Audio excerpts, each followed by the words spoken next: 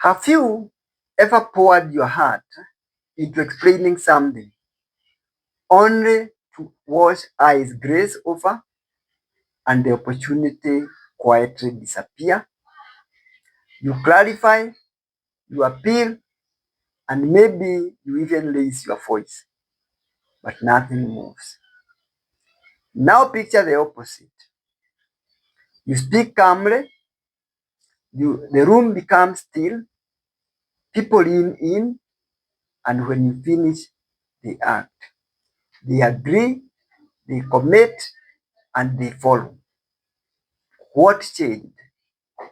No more facts, no loud words, no higher status, your communication.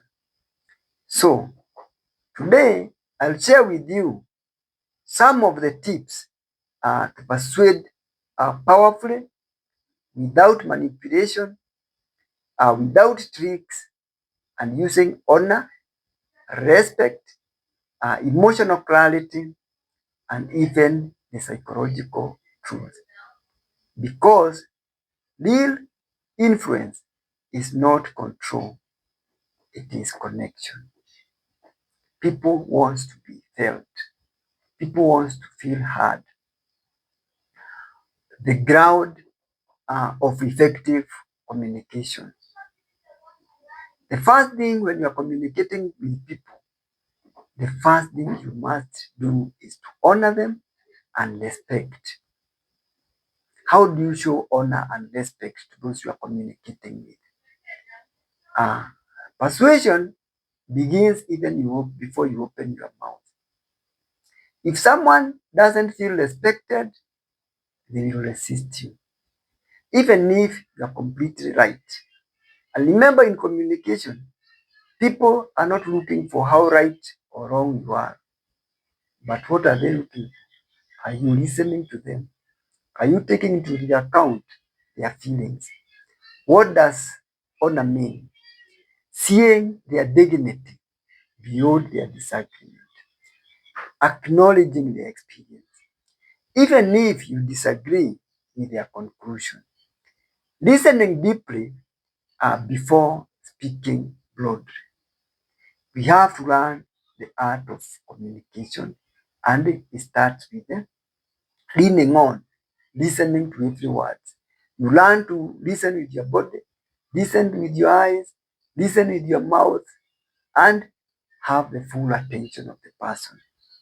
People don't resist the truth. They resist feeling dismissed. Many times you are looking for an answer when someone is talking, so you don't have time to listen. So the moment someone feels understood, the defense softens. And when the defense softens, then influence begins. Try this in your next difficult communication, and this will help you understand what the other person. So keep asking questions. Help me understand how you feel about this. Tell me about uh, how this affects your daily life. Tell me what are the difficulties that you are having in your daily attempts attempt to change your diet, to change your lifestyle. So, and then you see real change happening in people's lives. So when you try to understand, the walls will lower, the voice will become calmer, and then dialogue opens. Respect is not weakness, it is a strategic strength. Then let's look at another point that you really need to refer to when you're trying to persuade other people to see your point of view. Learn the point of reference of the other person. Every person listens through invisible filters. We all have our backgrounds, where you grew up, your previous experiences, what has been the impact from other people who have tried to talk to you about the same subject, what are your fears, what have been your past failures, what are your goals, what is the culture you're coming from, and then how hard have you been through before. So If you speak only from your own perspective, you do not talk to other people, you talk at them. And when you talk at them, then you don't work with them and you lose the conversation. So weak communication says you need to change. Powerful communication says, I know how frustrating it is when you are feeling nothing is working. But let's look at it in a different way and see how we can come with a different way of doing it all together. So you change the way you put it forward. So now you are not correcting the person, but you are aligning with them. And when someone feels that you are actually reaching out to see their own perspective, then alignment will move the person. Is what we call the use of hooks in communication. The human brain is wired for curiosity. If there is no curiosity, there is no attention. Weak opener, today we are discussing communication skills. Then when you use a strong opener, why do some readers walk into a room and there is chaos and they live with unity, while others will shout and they lose the room? Hooks interrupt the autopilot. They create contrast and they spark curiosity. They grab the person's attention from the beginning. Without a hook, then even the truth gets ignored. With one, then attention locks in. There's what we call the use of emotional word pictures. What is an emotional word pictures? These are facts that inform. You have pictures that persuade. And instead of saying poor communication damages relationship, you can say unclear words are like a slow leak in a tire. You don't notice it at first until one day you are stranded on the side of the road. Anybody who has ever had a puncture knows how it feels to be on the roadside. Possibly you don't have the accident to change the tire and you are stuck there. So that emotion, then people will get to know and they will follow you. Or you don't show disrespect in conversation. It's like when you say like disrespect in a conversation, it's like pouring sand into an engine. So it keeps running for a while, but damage is already happening. So that is already the damage happened. People can be able to visualize this. Or if I tell you, criticism is like pouring sad water on someone's face. Of course, if you have ever had sand on your face, then you know how it hurts your eyes. You know how the embarrassment it will cause you. So already the person gets to see and then uses more than one sense to understand what you're trying to communicate.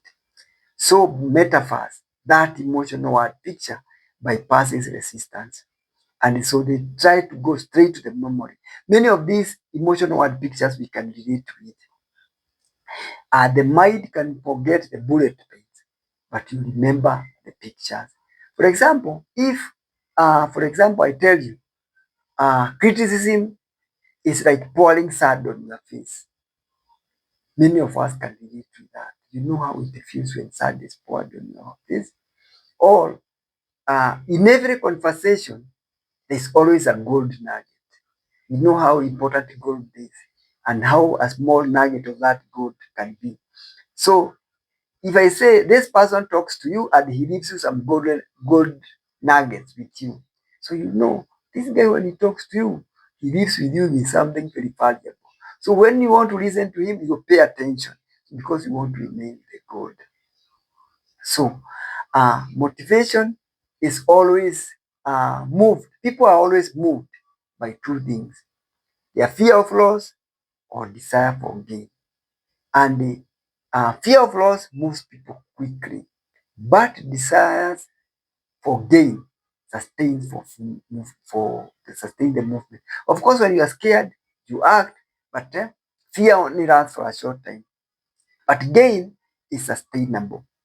So if you want uh, to keep a conversation, we keep communication like this, we lose trust. And once it is gone, building it is harder than building it the first time. So let's see how we can use this. When we communicate with clarity and respect, we unlock loyalty, energy, and alignment that multiplies the results. So everybody wants to gain these results. You want to get loyalty. You want to unlock the energy in other people. But when you use fear, you make people wake up. But when they see your vision, it moves them forward. So never manipulate with fear. Always pair it with hope. And fear without hope creates paralysis. Fear with a vision creates action. And many times when we are talking, we want uh, to motivate people to work for their own good. When I speak to people as a doctor, I want them to undertake some lifestyle change that is going to make a positive change in their lifestyle, maybe change their behaviors so that they can be able to benefit. So I want it for their own good. But I have to have the skills of how to move my message so that I can be able to hook them, I can be able to use emotional word pictures to help them see how their inaction leads to their health getting worse and move them to action. So create space and have time for people. Speed kills impact. Last words feel uncertain. So every time you are speaking, slow down, pause for powerful statement, and then hold eye contact. People know that you are seeing them when they can see you, your eyes, when you can look at them directly at their eyes. Silence is not awkward. Sometimes you have to keep quiet. Sometimes silence is authority. It tells the room what I just said matters. Your calm presence becomes persuasive before your logic even begins. Then integrity. Manipulation pushes people away. Persuasion invites them to listen to you. Manipulation will win short term, but integrity will hold long term trust. Ask yourself before every persuasive moment, am I trying to win or am I trying to elevate the person? What I want to talk to this person? Is it for my own good or for the good of the person I'm talking to? So true influence always creates a win-win situation. Respect remains intact, growth happens on both sides, and credibility increases. So picture your next conversation. You walk in steady, centered, and respectful and strong. You listen fast. You speak with clarity. You paint a picture of what is possible and what is at risk. Instead of resistance, the node help. Instead of silence, you see commitment. Because you honor the people you are talking to, you understood them, you spoke to their deepest motivation, and communication is not about volume, it is about intention. Master this, and influence will chase you, it will follow you. If this message resonates with you, comment below. Influence with honor. Tell me what communication challenge you are facing right now, and we learn together. Is it at work? Is it at home? Is it in leadership? Let's build leaders who persuade with integrity. And if this helped you, share it with someone who needs stronger words in tough moments as they build their influence. Thank you for watching. Remember to share at the Wellness World YouTube channel.